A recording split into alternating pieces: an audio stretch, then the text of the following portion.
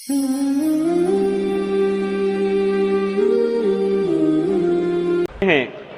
Mic number 2 की तरफ। वहां पर अगर कोई गैर मुस्लिम भाई मौजूद हैं और उनके जहन में कोई सवाल है तो सवाल कर सकते हैं। माइक नंबर 2 से। जी, मेरा नाम राजेंद्र प्रसाद शाह है। मैं अररिया जिला के कुरसाकाटा गांव का रहने वाला हूं और मैं धर्म से अगर पूछिए तो मैं न हिंदू हूं न मुसलमान हूं। मैं आनंद मार्गी हूं। मैं भागवत धर्म को मानता हूं।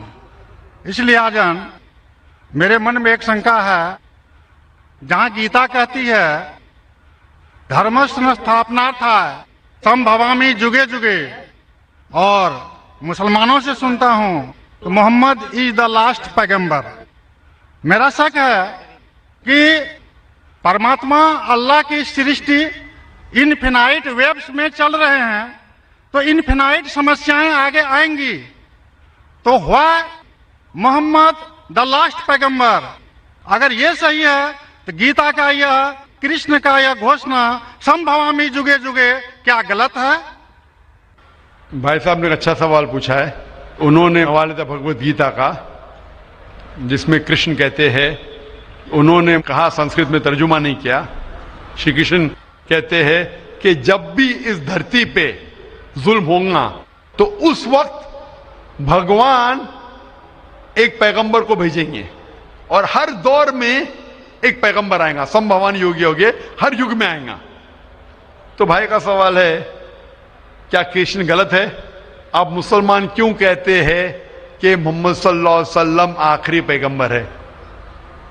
भाई साहब, सबसे पहले हम कहते हैं मोहम्मद सल्लल्लाहु अलैहि वसल्लम आखिरी पैगंबर है क्योंकि यह कहा गया कुरान मजीद में सूरे आज़ाब में, सूरा नंबर 33 आयत नंबर 40 में कहा गया, मा काना मुहम्मदुन अबा अहदिम मिन रिजालिकुम वलाकि रसूलुल्लाह व खातिमुन नबीन व काना अल्लाहु बिकुल्लि शैइन अलीमा। कि मोहम्मद सल्लल्लाहु अलैहि वसल्लम आप लोगों में से किसी के वालिद नहीं है, लेकिन खातिमुन नबीन है, आखिरी नबी है। क्योंकि कुरान मजीद में कहा गया है कि मोहम्मद सल्लल्लाहु अलैहि वसल्लम आखिरी नबी है, हम इस पे यकीन रखते हैं।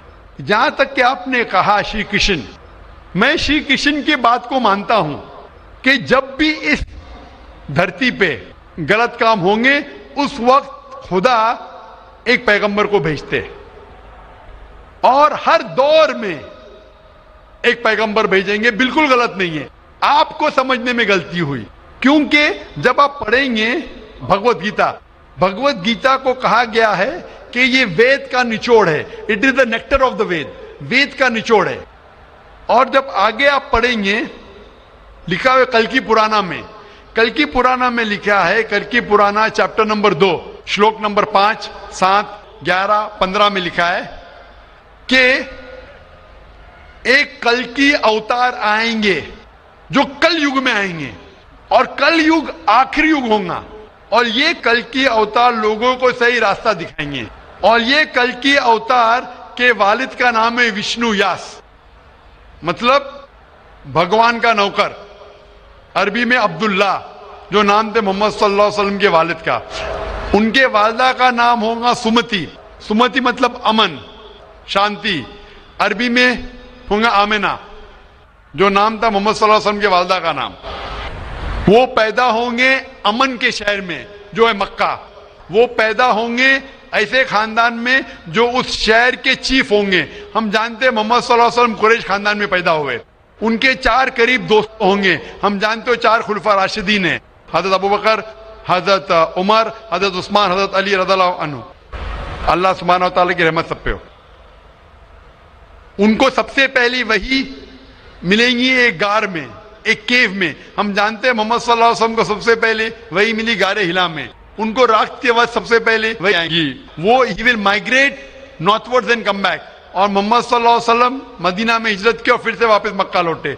ये सारी निशानियां जो लिखी है कल के अवतार के बारे में, वो हूबहू उतरती है मोहम्मद सल्लल्लाहु अलैहि वसल्लम पे। हर युग में एक अवतार आएगा, आखिरी युग होगा कल युग।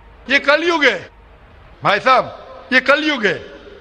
और कल युग के आखिरी अवतार है कल के अवतार, जिसका नाम कुरान मजीद में लिखा गया है मोहम्मद सल्लल्लाहु अलैहि वसल्लम। तो ये जो आपकी भगवत गीता में लिखा है, मेरे हिसाब से सही लिखा हुआ है कि हर युग में एक अवतार आएगा, और आखिरी युग है लिखा हुआ है कल की पुराना में, वो कल युग है, और कल युग क्या अवतार है? कल की अवतार। तो आप सबको जोड़ेंगे तो पता लगता है कि आपके वेद में भी कई निशानी है मोहम्मद सल्लल्लाहु अलैहि वसल्लम की, कई बार मोहम्मद सल्लल्लाहु अलैहि वसल्लम का जिक्र है। कम से कम 100 हवाले तो मैं दे सकता हूं जिसमें मोहम्मद सल्लल्लाहु अलैहि वसल्लम का जिक्र है।